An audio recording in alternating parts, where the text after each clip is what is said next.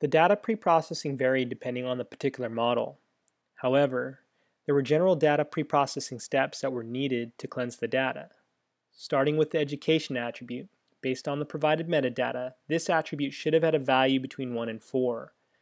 There were no missing values. However, there were 345 examples with a value of 0, 5, or 6, which is not defined. This represented approximately 1.15% and thus was removed. The marriage attribute. Based on the provided metadata, this attribute should have had a value of 1, 2, or 3. Again, no missing values. However, there were 54 examples after the above filter was applied with a value of 0, which is not defined. This represents approximately 0.18% and thus was removed.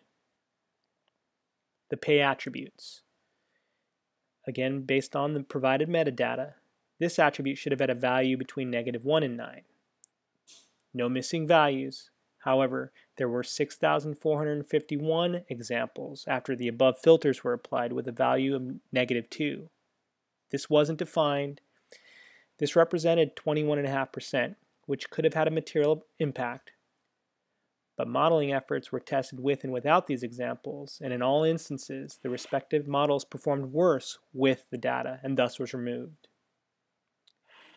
The ID attribute. This variable is the record identifier. The role was set to ID to exclude from modeling. The target or label was the default payment next month attribute.